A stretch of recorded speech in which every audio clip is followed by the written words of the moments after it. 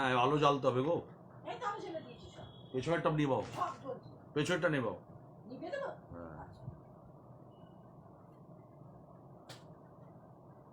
এবার ঠিক আছে, একটু মেয়েকে দেখতে বলো। হ্যাঁ এবার ঠিক আছে, আচ্ছা তাহলে ওই দিকে দেখ তো বাবাকে।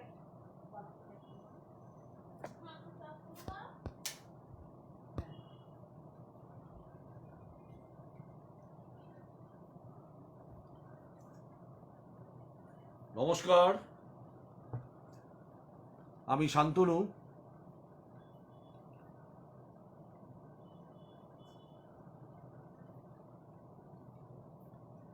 এসে গেছি আপনাদের আজকের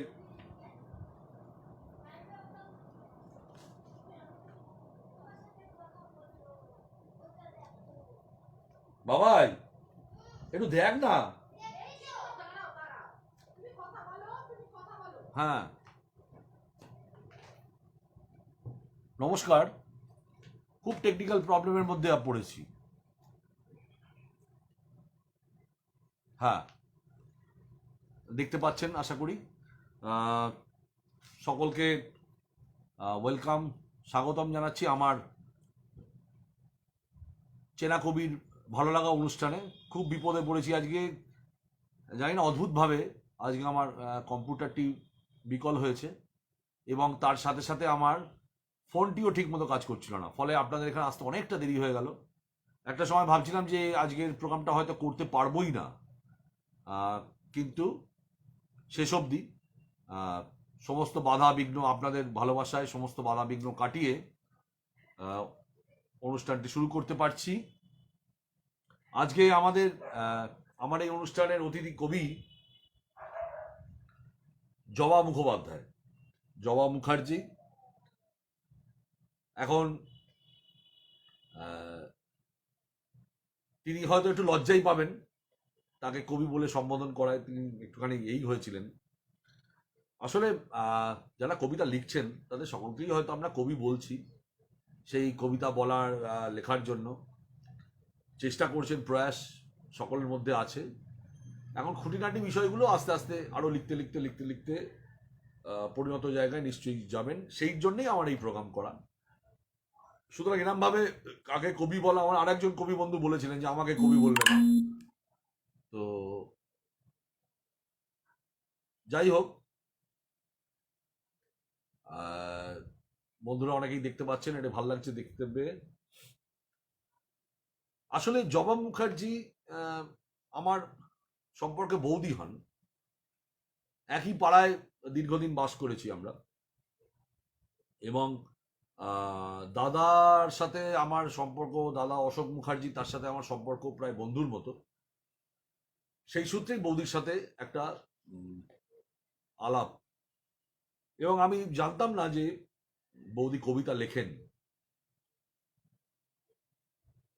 বর্ণনগরে থাকতে যখন ওই একই জায়গায় থাকতাম রতনগরে, তখন তো জানতেই পারিনি। বৌদির অন্য সুখ্যাতি ছিল, সেটা হচ্ছে যে তার রান্নার হাত। দু একবার খাওয়ার সুযোগ হয়েছে, অসাধারণ রান্না করেন।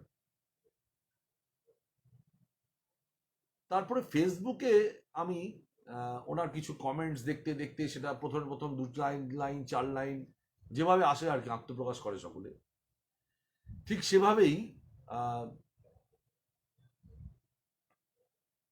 আত্মপ্রকাশ করেছেন উনি। এবং আমি একদিন ডিসকভার করলাম যে বৌদির হাতটা তো, লেখাটা তো হচ্ছে আস্তে আস্তে, কমেন্টস করা, লাইক করা, এগুলো শুরু করলাম। এই করতে করতে এখন উনি কবিতা লিখছেন। বৌদির জন্ম বাঁকুড়ার জয়রামবাটির কাছাকাছি একটি গ্রামে, সেখানেই বড় হওয়া, সেখানেই স্কুলে পড়া, সমস্তটা সেখানেই। তারপরে খুব অল্প বয়সে, মাত্র 16 বছর বয়সে বিয়ে হয়ে যায়, বিবাহ সূত্রে কলকাতায় আসা। তারপরে যা হয়, সংসারে জড়িয়ে পড়া, ছেলে মানুষ করা, সমস্ত কিছুর মধ্যেই ফুরসত না পাওয়া, এবং তারপর তার অনেকটা অবসর সময় এখন বেরিয়ে এসে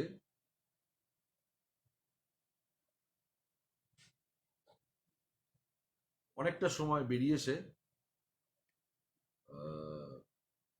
লেখাটা তিনি এখন করছেন, ধরে ফেলছেন।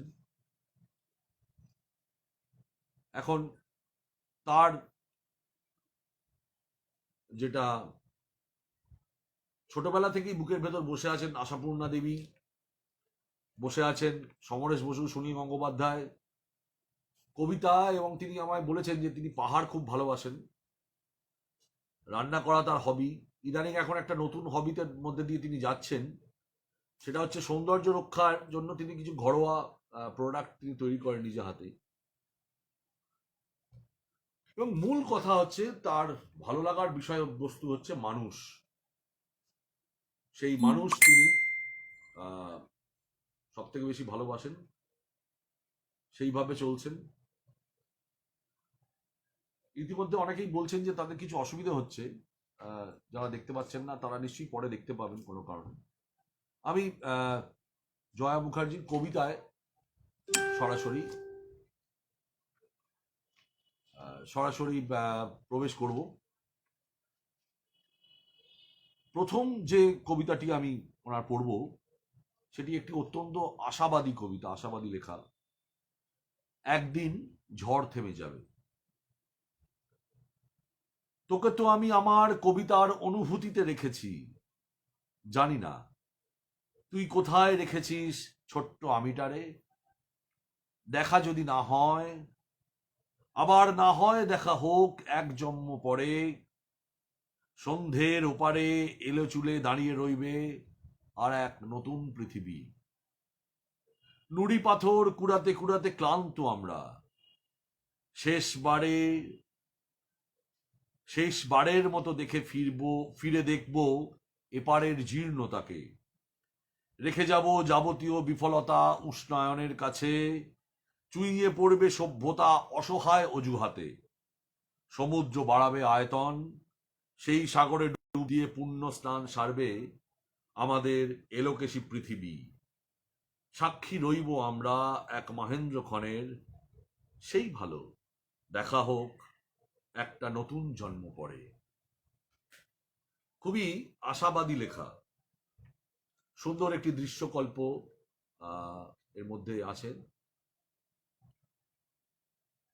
এবং খুব মানে প্রাণের থেকেও বেশি যারা হয় তাদেরই তো সম্বোধন করা যায় তুই। সম্বোধনটাই করেছেন তোকে এবং তুই তুকারি, খুব কাছের জায়গা থেকে এই এটা এসছে।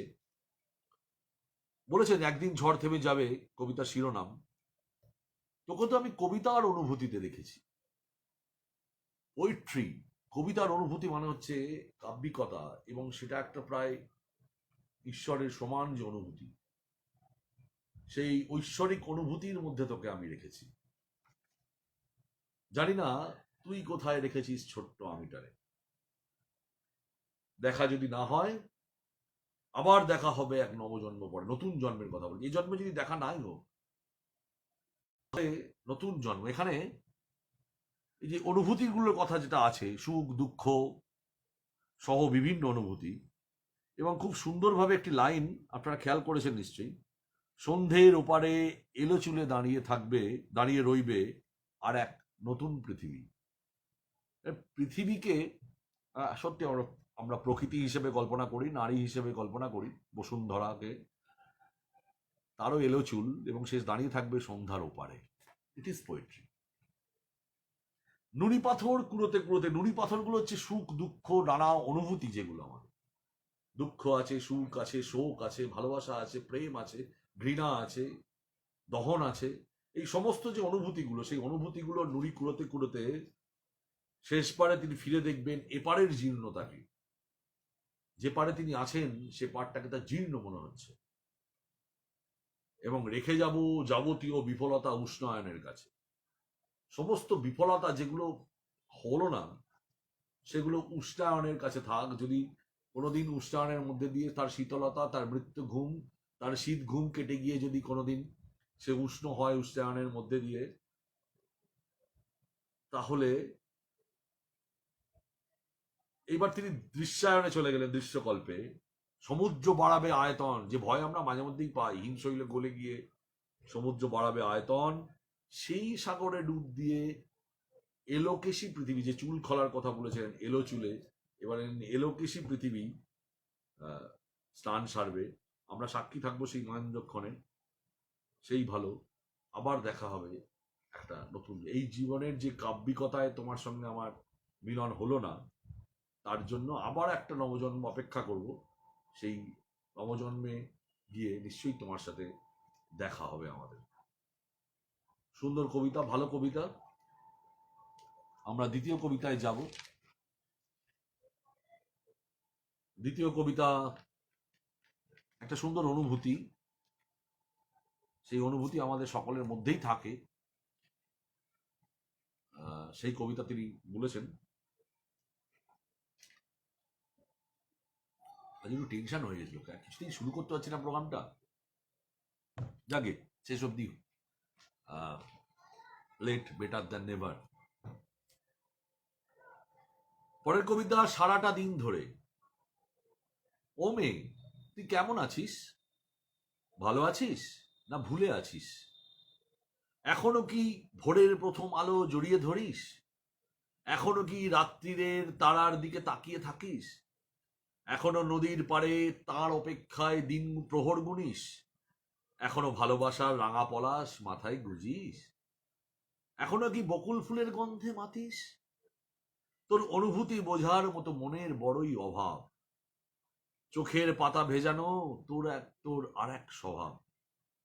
ফেলেই যখন এলি নিঃস্ব তুইটাকে, তবে খেয়ালি হাসিও ঠোঁটে রাখ। ফুল ছড়ানো মেঠো ভিটেই আর একটু নহয় অপেক্ষাতেই থাক। ছন্দ কিছুটা অন্তমিলের মধ্যে দিয়েই কবিতার চলন এবং কবিতার যাত্রা। কিন্তু আমি এই কবিতাটাকে নির্বাচন করেছি আপনাদের জন্য এই জন্যই যে একটা খুব সুন্দর অনুভূতির কথা এখানে আছে। সবসময় মেলাতে পেরেছেন অন্তমিল, অনেক সময় মেলে না। অন্তমিলের জন্য কবিতা আটকে যাবে আজকের আজ থিওরিতে নেই।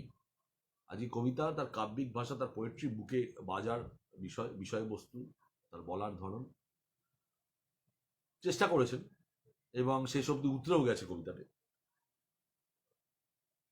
একটা নারী মনের কথা এই কবিতার মধ্যে আমরা যদি পরিলক্ষিত করি, তাকিয়ে দেখবো একটা নারী মনের কথা। সত্যি তো, কে নারীদের কথা মনের কথা বোঝে বলুন তো? আমরা অনেকেই কি বুঝি, বোঝার চেষ্টা করি নারী মনের কথা? নারীদের কি কতটা মূল্য দিই আমরা? বিশেষত যে নারীদের অর্থনৈতিক স্বাধীনতা নেই। যে নারীর অর্থনৈতিক স্বাধীনতা আছে তার ক্ষেত্রে কিছুটা আলাদা, কিন্তু যার অর্থনৈতিক স্বাধীনতা নেই, আমার সমাজ কি এগিয়েছে এখনো সেই দিকে? তাদের ফিলিংস, তাদের অনুভূতিগুলো, তাদের চাওয়া না চাওয়া, বোঝা না বোঝা, এই পুরুষতান্ত্রিক সমাজ বা কখনো কখনো নারীরাই নারীদের শত্রু। তারা মারিয়ে দিয়ে যায়, আমি পাইনি তাই তুমিও পাবে না, আমার অধিকার ছিল না আমি বলতে পারিনি তুমিও বলবে না।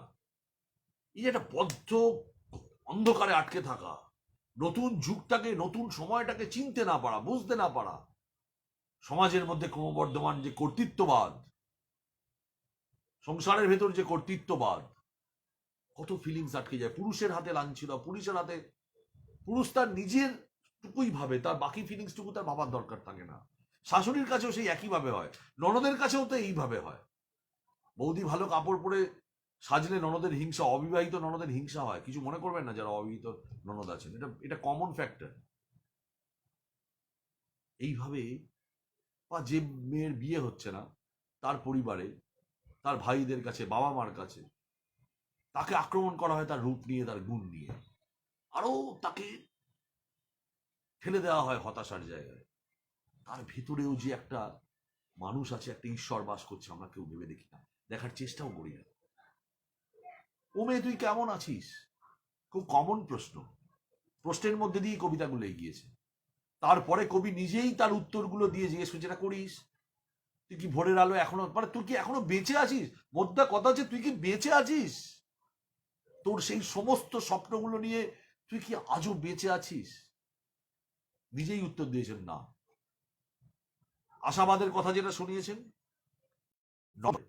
একটা নস্টালজিয়ার মধ্যে দিয়ে তিনি গেছেন। ভোরের আলো জড়িয়ে থাকা, রাত্রির তারার দিকে তাকিয়ে থাকা, নদীর পাড়ে তার জন্য অপেক্ষা করা, যেই পুরুষ তাকে পরবর্তীকালে দমন করবে বা যাকে কোনোদিনই তার পাওয়া হবে না। ভালোবাসার রাঙা পলাশ, মাথায় গুজিস, বকুল ফুলের গন্ধে মাতি, সেই সমস্তটাই একটা নস্টালজিয়ার মধ্যে দিয়ে, একটা সুন্দর অনুভূতির কথার মধ্যে দিয়ে নরম স্বরে তিনি বলেছেন। কিন্তু শেষ অবধি তিনি বলেছেন যেটা কবিতায়, সেটা হচ্ছে, যদি একটু সরাসরি কবিতায় সেই ব্যঞ্জনাটা নেই, কিন্তু খুব সরাসরি তিনি বলেছেন আশাবাদের কথা, যে আরেকটু নয় অপেক্ষাতেই থাক, একদিন দিন আসবে, একদিন দিন আসবে। অনেক বাড়িতে আমি আমার বন্ধু বান্ধবদেরও দেখেছি বলতে, যে মা এমন কিছু করছে যা ঠিক না, কিন্তু ছেলে হিসেবে বলতে পারছেন না। এমন কিছু মা করছেন বা বাবা করছেন, বাবারা কমই করেন, মা করছেন, তো মার কাছে ছেলে প্রতিবাদ করতে পারছে যে তুমি এটা করাটা ঠিক হচ্ছে না, বললেই বলবে বা বউয়ের হয়ে গেছো, বউ কিনে নিয়েছে তোমায়। ছেলেদের যে সমস্যায় ভুগতে হয়, আবার রাতে বউ বলে তোমার মা যা বলছে তাই, মায়ের আদুরে ছেলে তুমি। এই যে দ্বন্দ্বের মধ্যে থাকা, সেই দ্বন্দ্বের মধ্যে থেকে সেই সেই কথাটা তাই বলছেন। তখন অনেকেই বলেন আর কি, আমার বন্ধু বান্ধব বলতে শুনেছি, যে মা কাকিমাদেরও বলতে শুনেছি, অনেকেই শ্বশুরবাড়ি থেকে ফিরে এসে চোখের জল ফেলে বাপের বাড়িতে, তখন বাপের বাড়ির লোকরা কি বলে যে মেনে নিতে হবে এবং আরেকটু ধৈর্য ধরো, যে কি জানো, যে সয় সেই রয়।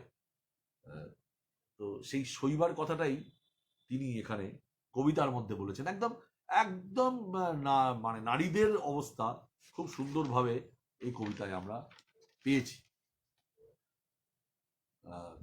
সুন্দরভাবে এই ফিলিংসটা আমরা পেলাম।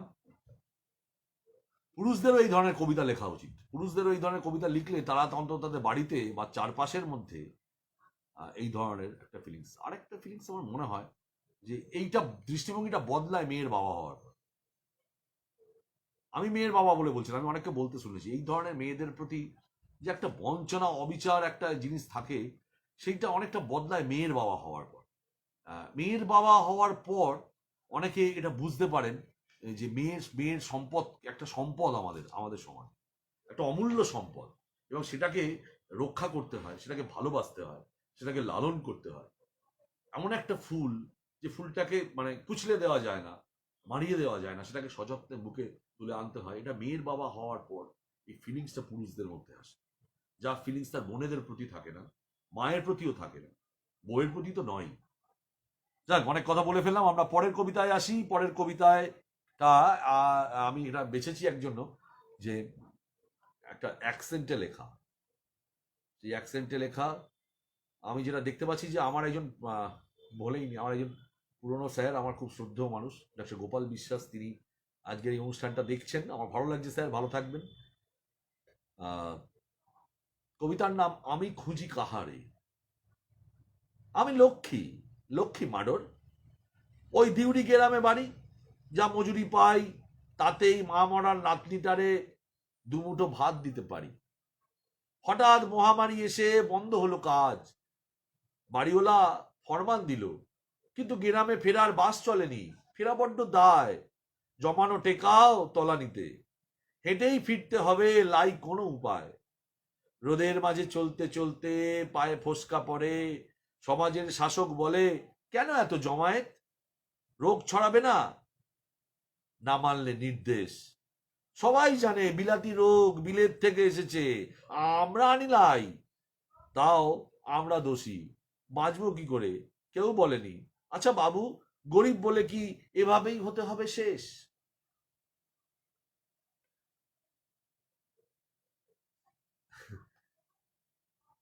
এটা প্রতিবাদের কবিতা, গ্রামীণ অ্যাকসেন্টে লিখেছেন, কিন্তু কবিতাটি হচ্ছে একটা প্রতিবাদের কথা আছে। গ্রামীণ মানুষের যে কর্মনাশার যে অবস্থা, তিনি নিজেও গ্রামে মানুষ, গ্রামেই বড় হয়েছেন, এখনো গ্রামের সঙ্গে তার নারীর যোগাযোগ আছে। তাই আমরা তো শুধুমাত্র পরিযায়ী শ্রমিকদের কথা বলছিলাম, আমি নিজেও পরিযায়ী শ্রমিকদের উপর বেশ কিছু লেখা লিখেছি, কিন্তু আমার যারা পরিযায়ী নয়, গ্রামের মধ্যেই থাকে, গ্রামীণ সেই শ্রমিক, সেই ছোটখাটো যে মানুষগুলো অল্প কিছুর মধ্যে দিয়ে নিজেদের পুণ্যবৃত্তির কাজ চালান, তাদের অবস্থাটা কি? গ্রামেও তো বাস চলছে না, বাড়ি কি করে সে বাড়ি যাবে, টাকাও শেষ হয়ে আসছে না।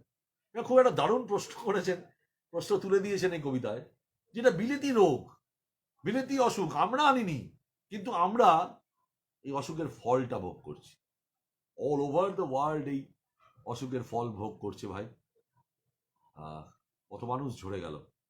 কিন্তু আমি যেটা কবিতার মধ্যে আসি, যে গরিবের দুঃখ প্রশ্নের মধ্যে দিয়ে পরিযায়ী শ্রমিক, পরিযায়ী শ্রমিকদের মতোই অনেকটা উঠে এসছে গ্রামীণ পরিযায়ী শ্রমিকদের, এবং গ্রামীণ অ্যাকসেন্টে লেখা শুরু করেছেন, হয়তো পুরোটা সেই জায়গায় যায়নি, আবার শব্দ কিছু আছে আমি একেবারে সেই জায়গায় বলবো না, কিন্তু চেষ্টাটা আজ করেছেন, এবং সেই একটা ছন্দের দিকে যাওয়ার একটা প্রবণতা আছেই, এখানেও সেটা ছন্দের মধ্যেই যাওয়ার চেষ্টা করেছেন। তো সেই জায়গায় দাঁড়িয়ে আমি মূল কন্টেন্টে যেটা বলি, যেটা বিষয়বস্তুতে যেটা, সেটা কিন্তু বুঝতে কোনো অসুবিধা হচ্ছে না, এবং সেটা একটা প্রতিবাদী কথা। আগেরটা যেমন নারী মনের কথা, এটাও কিন্তু একটা সমাজে প্রতিবাদে কবিদের এটা দরকার। এই চতুর্দিকে আলো ফেলতে হবে, সার্চ লাইট ফেলতে হবে, এবং সেইভাবেই কবিতার বিষয়বস্তু নির্বাচন করতে হবে। আমি দ্বিতীয় চতুর্থ কবিতায় আসবো। সেই কবিতার নাম হচ্ছে ঠিকানা। তুমি হাঁটো পথ আর আমি লিখি গল্প, তুমি ভেজো ঘামে আমি নুনে স্বল্প, রক্তের মান রাখো তুমি পদচিহ্নে, বারুদে মুছেছ ঘাম শরীরে বিচ্ছিন্নে, এনেছ যুদ্ধেতে জয় লাঙলের আঘাতে, কয়লাকে হিরে করা তাও তুমি পারতে, সভ্যতা গড়বার ভেঙে ফেলো প্রান্তরে প্রস্তরে, তুমি শুধু সংখ্যা হয়েও বেঁচে থাকো খবরে, খুব বোকা রয়ে গেলে আজও গান বাঁধো কর ধর্মের, শির দ্বারা বেঁধে রাখো এক সুতো কর্মের, প্রকল্প ভুরি ভুরি তোমাকে ভাঙিয়ে খায়, কুবের মুকুট পরে মৃতদের আঙিনায়, বিষাক্ত বায়ু সব গ্রাস করো অনায়াসে, তুমি তো কবেই মৃত বেঁচে আছো নিঃশ্বাসে, তুমি কি আজও নামহীন দুর্বল অস্থায়ী, ভিন দেশে উড়ে আসা পাখি সম পরিযায়ী, এক মুঠো চাল তুমি, তুমি রথ টানা অশ্ব, তুমি রোজ পথ হাঁটো, তুমি মোর ভারতবর্ষ। সেই পরিযায়ী শ্রমিকদের কথা ঘুরে ফিরে আসছে। শ্রমিকদের কথা এখানে খুব বেশি ভাবে এসছে, শ্রমজীবী মানুষের জয়ের কথা তিনি স্মরণ করিয়ে দিয়েছেন, এবং আজকের পরিস্থিতিতে ধর্মের সাথে যে রাজনীতির মিশ্রণ, সেটাও তিনি এখানে উল্লেখ করেছেন। ইতিহাস থেকে বিচ্যুতি ঘটছে, সেটাও তিনি বলেছেন, এবং সব একটা জায়গায় তিনি প্রথমেই যেটা বলেছেন, ব্যঞ্জনে অল্প আমি নুনে স্বল্প। এই যে তুমি হাঁটো পথ আর আমি লিখি গল্প, তুমি ভেজো ঘামে আমি নুনে স্বল্প, নুন স্বল্পই হয়, কিন্তু তার সেটা খুব অপরিহার্য। ব্যঞ্জনে রান্নায় নুনটা তো লাগেই, নুন ছাড়া তো হয় না, কিন্তু সেটা খুব অল্প পরিমাণে লাগে, কিন্তু সেটাই একটি অত্যন্ত গুরুত্বপূর্ণ অনুঘটক। এখন আমি জানি না তিনি আরো এই কবিতাটাকে যদি বাড়াতে থাকে, ব্যাপ্তিতে যান, তাহলে দেখবেন শ্রমিকদের কথা সুন্দরভাবে বলা আছে। যেভাবে বলেছেন যে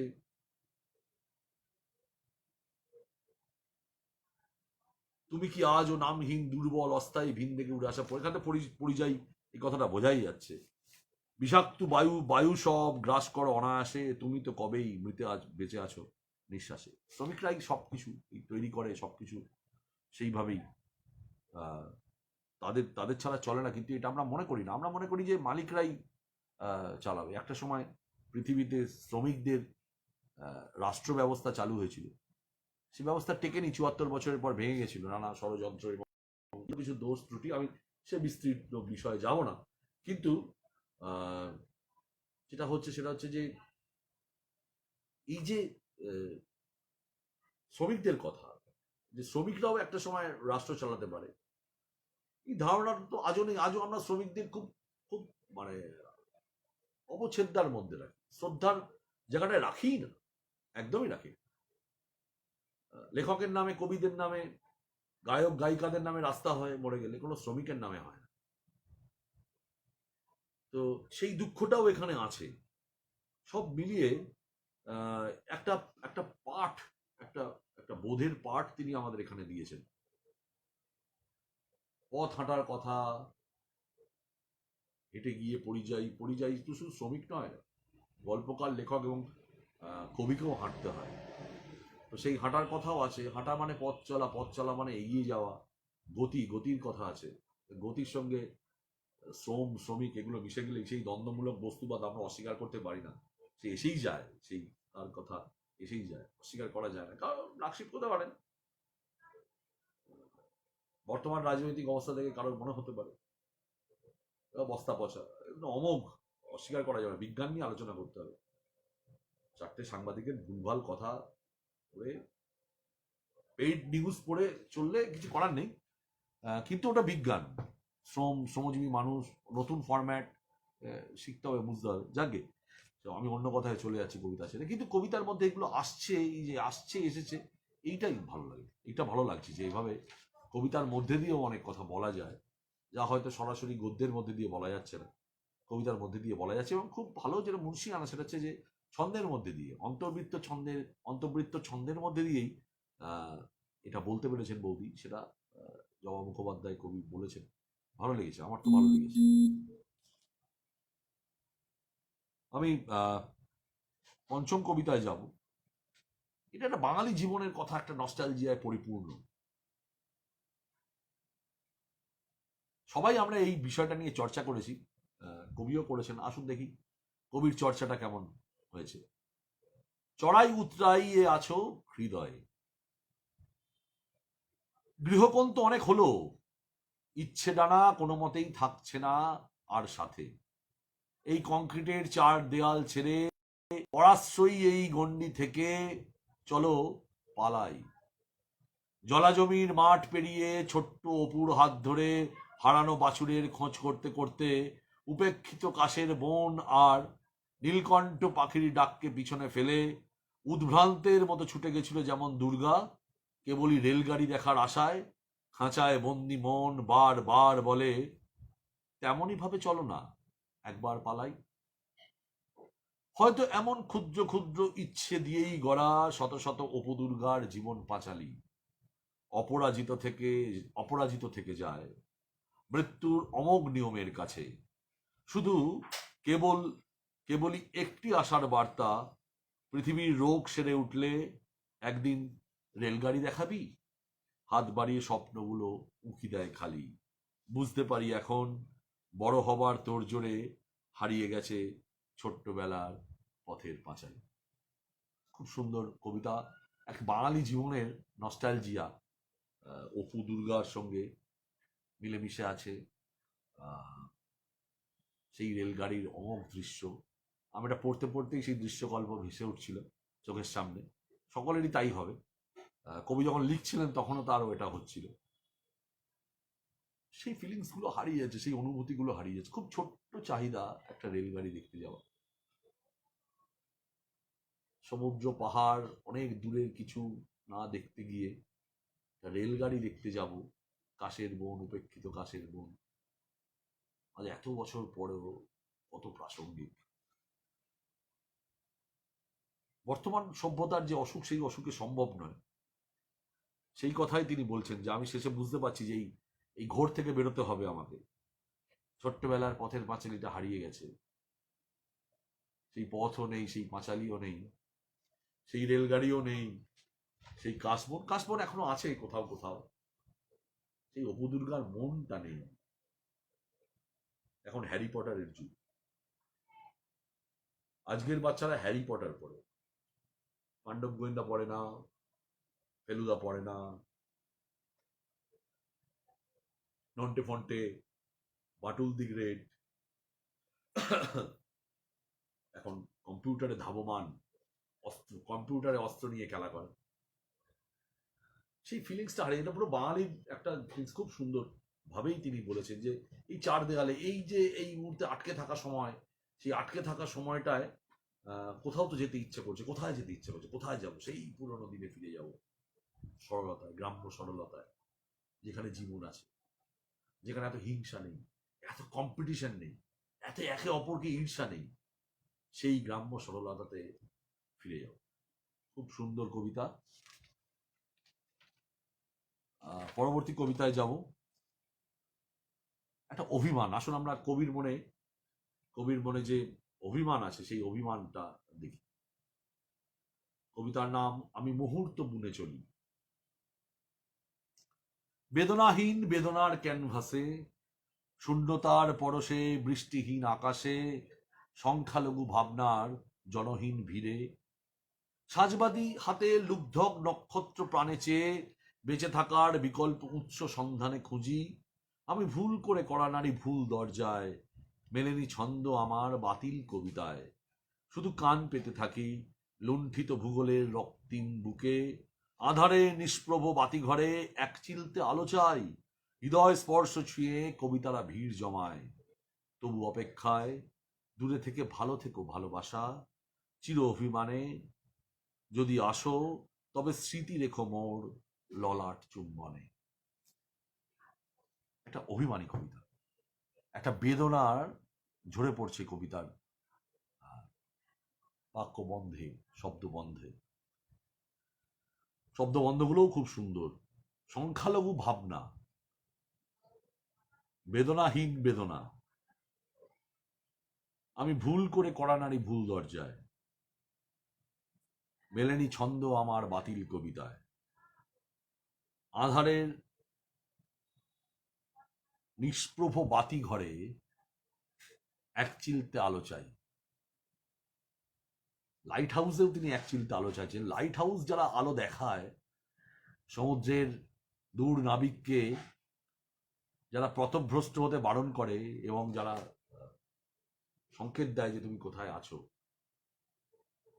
সেই লাইট হাউসে আলো নেই। একটা প্রথম দিকে আমরা একটা বেদনার সুর এবং পরের দিকে একটা দিশাহীনতার আমরা কথা পাচ্ছি। সাঁঝবাদী হাতে লুব্ধ নক্ষত্র পানে চেয়ে বেঁচে থাকার বিকল্প উৎস সন্ধানে খুঁজি। আমি ভুল করে ভুল করা নারী দরজায়। তার পরের লাইনটা খুব সুন্দর, মেলেনি ছন্দ আমার বাতিল কবিতায়। আমার বাতিল কবিতায় ছন্দ মেলেনি। আর বৌদির এমনি ছন্দের লেখার একটা টেন্ডেন্সি আছে আমরা দেখছি। তো যেখানে ছন্দ মিলছেন না কাগজটা ছিঁড়ে ফেলে দিচ্ছেন। তো সেই বাতিল কবিতা বা সেই কবিতাটা কবিতা হয়ে উঠলো না, ছন্দ আর মিলছে না বলে। এক্ষেত্রে বৌদিকে এটা পরিহার করতে হবে নিজের জীবনে। ছন্দ নট নেসেসারি, আপনার ভাব মূল কন্টেন্ট কথাটা, সেটা কাব্যিকভাবে কতটা বুকে বাজছে, আস্তে আস্তে লিখতে লিখতে আরো কবিতা পড়তে পড়তে সেটা আপনি আয়ত্ত করে ফেলবেন। আমার ছন্দের এখানে লিখলেন বলে আমি বললাম, মেলেনি ছন্দ আমার বাতিল কবিতায়। বাতিল কবিতাগুলো বাতিল হয়েছে ছন্দ মেলেনি বলে। এখানে কি শুধু কবিতার কথা বললেন? এইখানেই মজা।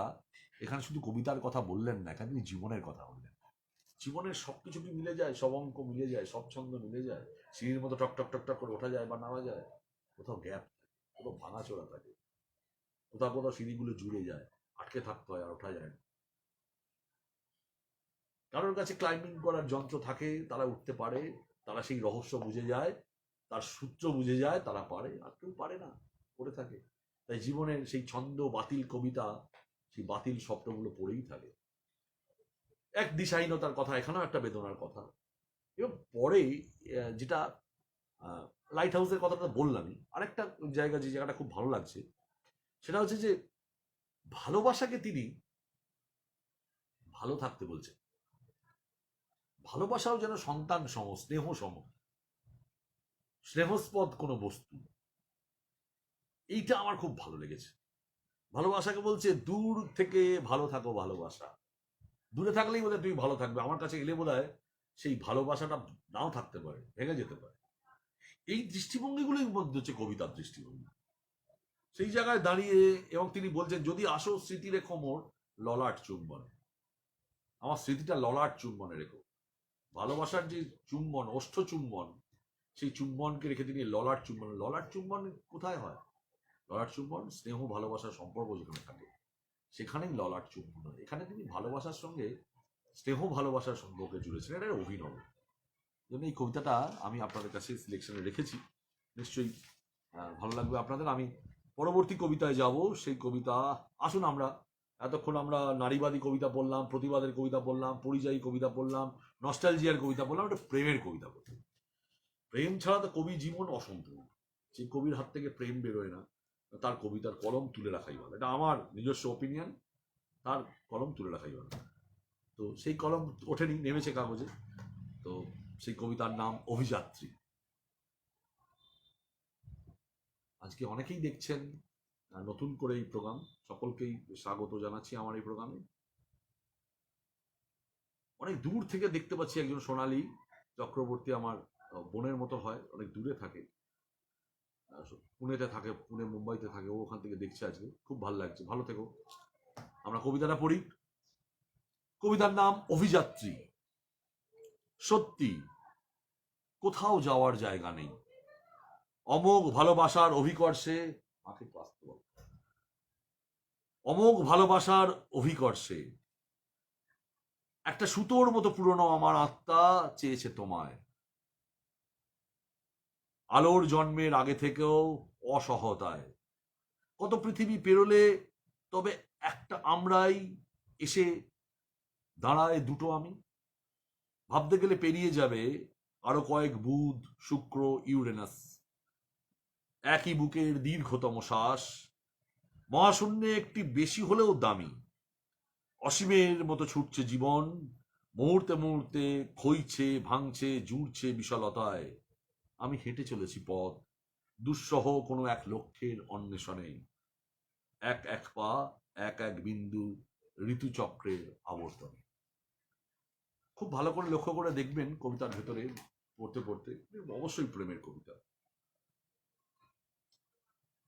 প্রেমের মধ্যেই তো নির্ভরতা থাকে, সেই নির্ভরতার কথা তিনি বলেছেন। একটা সূর্যের মতো আমার পুরনো আত্মা চেয়েছে তোমায়। অভিকর্ষ বলেছেন তিনি, অভিকর্ষের কথা। সূর্য আমি নক্ষত্র গ্রহগুলোকে টেনে রাখছি, আমার টানে আমি তোমার কাছে রাখছি, আমার বুধ, আমার শুক্র, আমার ইউরেনাস, আমার পৃথিবী, আমি মাঝখানে, আমার প্রেম, আমার ভালোবাসা, সেই ভালোবাসার অভিকর্ষ, তোমাকে আমি টানছি আমার ভালোবাসার অভিকর্ষ দিয়ে। খুব সুন্দর দৃশ্যকল্পটা, খুবই সুন্দর। সেই দৃশ্যকল্পের মধ্যে তিনি বলছেন যে আমি সূর্যের মতো, আমার চতুর্দিকে আমার এই সৌরজগৎ, সেই ভালোবাসার মধ্যে দিয়ে আমি তোমায় টেনেছি আলোর জন্মের আগে থেকে, অনেকটা সময় থেকে, অনেক পিছনে। এবং এটা যদি ভাবতে যাই, অনেক কিছু আছে কথার মধ্যে। বুধ, শুক্র, ইউরেনাস, এই বুকের দীর্ঘতম শ্বাস, মহাকাশে একটু বেশি হলেও দামি, অসীমের মতো। পরবর্তীকালে তিনি চলে এলেন আজকের নগর জীবন, মহাকাশ কল্পনা থেকে নগর জীবনকে তিনি মেলাচ্ছেন। কিন্তু অভিমান আছে কবিতায়, দীর্ঘ একটা স্বপ্ন আছে,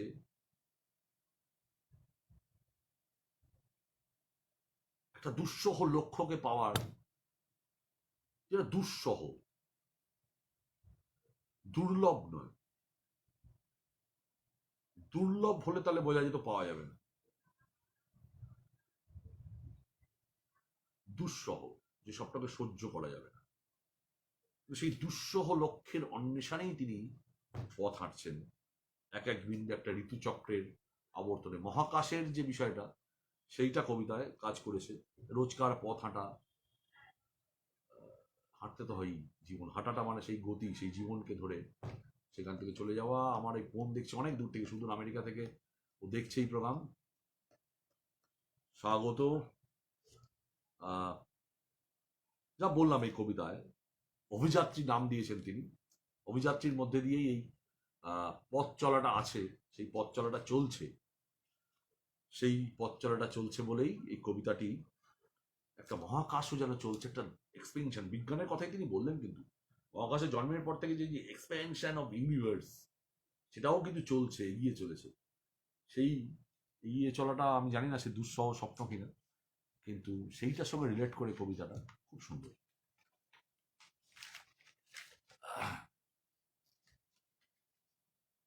পরবর্তী কবিতা, এটাও একটি প্রেম ভালোবাসার কবিতা। কবিতার নাম সঙ্গোপনে। ভালোবাসা, কবি ভেঙে ভেঙে লিখেছেন, ভালোবাসা, 4টে বর্ণ। ভালোবাসা বর্ণগুলো শুধুই কি অক্ষরে অক্ষরে গায়ে লেগে থাকা পরজীবী? যদি ভাবো ভালোবেসে সাহারার বুকে পাবে এক মুঠো হিম, তাহলে ইতিহাস খুলে দেখো, জীবাশ্মরা কি পেয়েছিল ভালোবেসে?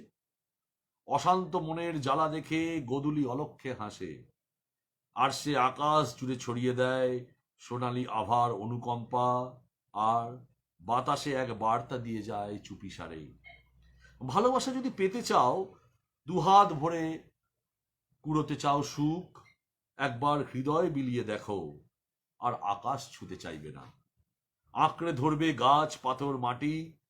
যেদিন জন্মদাতার মতো নিঃস্বার্থ হতে পারবে, সেদিন নিসর্গের বুকে দাঁড়িয়ে চিৎকার করে বলো, ওগো আমি ভালোবাসাকেই ভালোবাসি, তাই তো ভালোবাসা পেতে চায় ভালোবাসা। আগের কবিতায় ভালোবাসা ছিল স্নেহাস্পদ, এখানেও সেই কবিতা সেইভাবে এসছেন। এখানে ভালোবাসা নিম্নগামী হয়েছে, একটা নিঃস্বার্থ ভালোবাসার কথা বলছে। ভালোবাসা তো নিঃস্বার্থই হয়, হয় না যে হিসেব কষে ভালোবাসা তা নয়, তা কিন্তু সেটা ছল চাতুরি, কৌশলী ভালোবাসা। সেই কৌশলী ভালোবাসাকে পরিত্যাগ করে, লোক দেখানো ভালোবাসাকে পরিত্যাগ করে, অভিনয়ের ভালোবাসাকে পরিত্যাগ করে তিনি সত্যিকারের ভালোবাসার কথা বলছেন, প্রেমের কথা বলছেন। যে ভালোবাসা নিঃস্বার্থ, তা তুলনা করেছেন সন্তান জন্মদানের সাথে। সন্তান অসহ্য যন্ত্রণা পাওয়ার মধ্যে দিয়ে, বলা হয় যে এই প্রেগনেন্সির যন্ত্রণা সারা শরীরে 108টা হাড় একসঙ্গে ভেঙে গেলে যে যন্ত্রণা হয়, একদম মেডিকেল কথা। 108টা হাড় ভেঙে গেলে যে যন্ত্রণা হয়, প্রসব বেদনার যন্ত্রণা হচ্ছে তার সমগোত্রী। সেই প্রচন্ড যন্ত্রণা এবং তীব্র রক্তপাতের মধ্যে দিয়ে এত বড় স্যাক্রিফাইসের মধ্যে যে জন্মদান, তাকেই তিনি বলেছেন যদি এইভাবে ভালোবাসতে পারো, ভালোবাসাকে যদি এই স্তরে নিয়ে যেতে চাও, আকাশ ছুতে চাইবে না, মাটির গাছ পাতার শিকড় এখানেই তুমি থাকবে। মূল কথাটা তিনি বলেছেন কবিতার মধ্যে দিয়ে, খুব সুন্দরভাবে এই কথাটা বলেছেন। সত্যিকারের ভালোবাসা থাকলে স্বাচ্ছন্দ্যের পেছনে দৌড়তে হয় না, সত্যিকারের ভালোবাসা থাকলে সুখ এমনিই উপচে পড়ে জীবনে, মনে।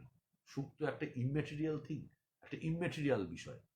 সেই ইমম্যাটেরিয়াল বিষয়টা যদি সত্যিকারে সেই যন্ত্রণা নিয়ে ভালোবাসতে পারো, তাহলে নিশ্চয়ই সেটা আসবে। সেদিন সেই নিসর্গের বুকে চিৎকার করে বলবে, আমি ভালোবাসাকেই ভালোবাসি। খুব সুন্দর কবিতা। প্রেম ও ভালোবাসার পার্থক্যও এখানে তিনি বুঝিয়েছেন। যে কৌশলী প্রেম, কৌশল এর কথা, হিসেবি প্রেম, কৌশলী প্রেম। প্রথম দিকের প্রেমগুলো সব আবেগের প্রেম থাকে, ভুল হয় অনেক সময়, আবার পরের দিকে একটু হিসেব করে প্রেম হয়। বিভিন্ন বয়সের বিভিন্ন ধর্ম যত ম্যাচিওর করে প্রেম চলতে চলতে, তারপরে জীবনে লেগে থাকে টুকরো টাকরা, হোঁচট খাওয়া প্রেম, পা খাওয়াটা প্রেম, পচা শামুকে। সমস্ত প্রেমের পার্থক্য থেকে মূল কথা কবি বলেছেন ভালোবাসা। আস্তে আস্তে অনুষ্ঠানের প্রায় শেষ দিকে চলে আসছি। অনেক কষ্ট করে আজকে অনুষ্ঠানে এসেছি। এই কবিতাটি আপনাদের কাছে রাখছি যে এই ধরনের ভাবনার জন্য। খুব অভিনব বিষয়বস্তু এই কবিতাটার। সেটি হচ্ছে যে এই শারদিয়া অন্য রকম, এই শারদিয়ার উৎসব প্রান্তে দাঁড়িয়ে বিষণ্ণ সকাল, এই শারদিয়ায় খুঁজবো আমি স্বপ্নে দেখা বসন্ত বিকাল। এই শারদিয়া অন্য রকম, বিষাদ মনের ছড়িয়ে আছে নৈশব্দের নামাবলী, অনুভবে ছুঁয়ে আছে বিগত উৎসবের অনুচ্ছেদগুলি। এই শারদিয়া অন্য রকম, কিছু নিয়মের ব্যস্ততায় কাটছে জীবন, স্বপ্নে দেখা আলো মোড়ে অন্ধকারটাই ভীষণ। এই শারদিয়া অন্য রকম, ভেতরে ভেতরে রক্তপাত, নজরে আসে কি কারো, জানলা খুলে অলৌকিক জ্যোৎস্নার আশা করা ভালো। এই শারদিয়া অন্য রকম, হতেই পারে ছন্দে ভরা নিয়মের কিছু ব্যতিক্রম, জীবন রেখার দ্রাঘিমাও বদলে গেছে কবেই, তবুও পড়ে থাকা সারাংশ ঘিরেই বাঁচার আশা এখনো খুঁজি এই শারদিয়া উৎসবে। শেষ লাইনটা একদম কবিতাকে উচ্চে নিয়ে চলে গেল। সত্যি তো, এই নিও নর্মাল পুজোর কথা তিনি বলেছেন আগের বার। সেই শারদিয়াটা অন্যরকম ছিল, অনেক কিছু হয়নি। আমরা যে উৎসব, বাঙালি বেঁচে থাকে তো ওই ওই চারটে দিনের জন্য। সেই 4টে দিন ফুরিয়ে যাওয়ার জন্য আবার 4টে দিনের অপেক্ষায় কাটে বছর। সেই পুজো অন্যরকম ভাবে কাটছে। সেই পুজো এবারে জানলা দিয়েই দেখতে হচ্ছে, বাইরে বেরোনো যাওয়া যাচ্ছে না। নৈশব্দের মধ্যে সেই পুজো, নৈশব্দের মধ্যে বিষাদ মনের মধ্যে নৈশব্দের নামাবলী জড়িয়ে আছে, আর অনুভবে ছুঁয়ে আছে ফেলে আসা দিনগুলোর, পুজো উৎসবের কিভাবে কাটিয়েছি সেই দিনগুলো। নিউ নর্মাল পুজোর এবং তার ব্যথার কথা খুব সুন্দরভাবে বলেছেন। এবং এই দিনগুলোতেই যেটা আমি বললাম যে শেষ অবধি তিনি বলেছেন যে শেষ অবধি তবু এই বাঁচার আশায় শারদিয়ায় খুঁজছি, আমরাই মনে মনে বলছি যে এই দুর্যোগ কাটিয়ে দাও, ঈশ্বরের কাছে প্রার্থনা করছি এই দুর্যোগ কাটিয়ে দাও। মানুষ তো জোট বেঁধেছিল, মানুষ হয়েছে জোট বাঁধার পর্যায়ে। আজ তুমি কি সোশ্যাল ডিস্টেন্সিং শেখাচ্ছ, কি সমাজ বিচ্ছিন্নতা তুমি শেখাচ্ছ যে আমি আজকে একা হয়ে থাকবো। তুমি আবার সকলকে সেই তোমার সৃষ্ট পৃথিবীতে ফিরিয়ে দাও, সেই কল্পনাই, সেই প্রার্থনার মধ্যে দিয়ে এই কবিতার শেষ লাইনটা এসছে। আমরা এবং অভিনব ভাবনা, আমি অনেকেরই এই ধরনের কবিতা এই মুহূর্তে অনেকেই নিও নর্মাল পুজো নিয়ে তার ফিলিংস দিয়ে লিখেছেন, খুব আমার নজরে কম পড়েছে, সেই সময় হয়তো লিখেছিলেন অনেকেই। আমি এই জবা মুখার্জিকে বারবার বৌদি চলে আসছে, পেয়েছি তাই লিখলাম, আপনাদের কাছে রাখলাম। আমি শেষ কবিতা যেটি পড়ব সেই কবিতাটি অনেকটা নিজের আইডেন্টিফিকেশন আছে, আইডেন্টিটি আছে, সেইটা শেষ লাইনে আছে, আমি বলবো তার আগে কবিতাটাই বলি। প্রত্যয় কবিতার নাম। তোর জন্য একটা আদুরে সুর খুঁজি গীত বিতানে, মেঘলা রাতের হাসনু হানা তোরই গন্ধ বয়ে আনে। তোর জন্যেই একটা আবেগী কবিতা খুঁজছি সঞ্চয়িতায়, পূর্ণিমা রাতের মাতাল বাতাসে তোর প্রতিচ্ছবি মনে ভেসে যায়। তোর জন্য একটা প্রেমের গল্প খুঁজছি প্রিয় লেখকের লেখায়, বিকেল ফুরিয়ে সন্ধে নামে তোর কথা মনে করায়। একটা মহামারী থেকে আবার কোনো মহামারী ঘটছে এই ধরায়, যোদ্ধা তুই একটা রণক্ষেত্র থেকে আর একটা রণক্ষেত্রে ছুটে যাওয়াই তোর কাজ। আমার প্রেম আমারই প্রত্যয়, তোকে ঘিরেই সকাল সাঁঝ। এটি প্রেমের কবিতা, প্রেমের মধ্যে দিয়েই যে উত্তরণ সেই কথাই তিনি বলেছেন। মহামারীর মধ্যেই প্রেম, এই মহামারীকেই ফাইট করতে হবে, যুদ্ধ করতে হবে। একটা রণক্ষেত্র থেকে আবার একটা মহামারী আসবে, সেখানে যেতে হবে। মানুষকে এইভাবে ক্রমপর্যায়ে লড়তে হয়েছে, আমার প্রেমিককেও আমার প্রেমিকাকেও এই লড়াই লড়তে হবে, এবং সেই জীবন দান করাটাই তার কাজ। কিন্তু এই কবিতার মধ্যে একটা নস্টালজিয়া, একটা মধুরতা লুকিয়ে আছে, একটা সর্বকিছু দেওয়ার আকুলতা আছে, যে সবকিছু সুন্দর সুন্দর তোর জন্য রাখছি, একটা আদুরে সুর খুঁজছি গীত বিতানে, একটা হাসরু হানা তোরই গন্ধ বয়ে আনে আমার কাছে, তাই একটা আবেগী কবিতা খুঁজছি সঞ্চয়িতায়। পূর্ণিমার মাতাল রাতের বাতাসে তোরই প্রতিচ্ছবি মনে ভেসে আসে। তোর জন্য একটা প্রিয় গল্প খুঁজছি প্রিয় লেখকের কোনো কোনো লেখায়। তারপরেই কঠিন বাস্তবে এলেন। এই যে রোম্যান্টিকতার একটা জায়গা, সেখান থেকে টার্ন করে তিনি চলে এলেন বাস্তবে, এবং শেষ জায়গাটাই একটা দারুণভাবে তিনি বলেছেন একটা বিশ্বাসের কথা সকলের কাছে। আমার প্রেম আমারই প্রত্যয়, তোকে ঘিরেই সকাল সাঁঝ। আমি তোকে ঘিরেই সকাল সাঁঝটা নয়, তার ব্যক্তিগত যে বৃত্ত, সেই বৃত্ত আমি যদি এই লাইনটাইটুকু শুধু নিই, যে আমার প্রেম আমারই প্রত্যয়, আমার প্রেমই আমার বিশ্বাস। খুব সুন্দর কবিতা, খুব ভালো লাগলো আজকে এই অনুষ্ঠান। আমি আমার এই অনুষ্ঠানের পক্ষ থেকে কবি জবা মুখার্জিকে যে অনুরোধ করব সেটা হচ্ছে যে সুযোগ যখন পেয়েছেন, ব্যস্ততা কাটিয়ে সমস্ত কিছু প্রতিকূলতাকে চূর্ণ করে কবিতা লিখতে হবে, কবিতা লিখতে হবে, আরো অনেক জার্নি যেতে হবে, আরো অনেক কবিতা লিখতে হবে, আরো অনেক মনের ফিলিংস উজাড় করে দিয়ে যেতে হবে।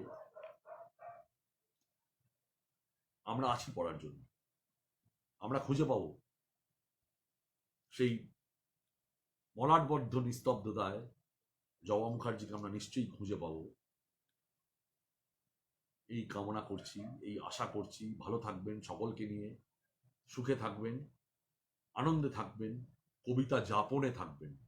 আর যারা আজকে অনেক কষ্ট করে, অনেক দেরি হয়েছে, অপেক্ষা করে করে করে করে তারপর এই অনুষ্ঠান, লাইভ অনুষ্ঠান দেখছেন, তাদের সকলকে আমার প্রাণ ভরা ভালোবাসা জানাচ্ছি। এবং সকলে এই সময় সাবধানে থাকবেন, ভালো থাকবেন, ভালোবাসায় উষ্ণ থাকবেন, কবিতা যাপনে থাকবেন। আরো নতুন নতুন কবিতার জন্ম হোক, কবিতার জয়যাত্রা চলুক। অবশ্যই শেয়ার করবেন। আর এই সমস্ত অনুষ্ঠানগুলো দু একদিনের মধ্যেই আবার আজকের অনুষ্ঠানটাও দেখতে পাবেন ইউটিউবে আমার চ্যানেল শান্তনুর সঙ্গে কবিতা, সেখানে যাবেন, সাবস্ক্রাইব করবেন, বেল আইকন টিপবেন এই জন্যেই যে এইটা আমি অক্ষয় অমর করে দিতে চাইছি তরঙ্গে। যখন ইচ্ছা হবে তখনই দেখতে পারবেন যে কোনো কবির এই অনুষ্ঠান, এই বিশ্লেষণ অনুভূতির যে কথা, যে একটা কবিতা পড়ার পর অনুভূতি, আমার পাঠক হিসেবে তার অনুভূতি সেইটা পাবেন। এই কামনা করে আবার সকলে ভালো থাকবেন, সুস্থ থাকবেন, কবিতা যাপনে থাকবেন। শুভরাত্রি।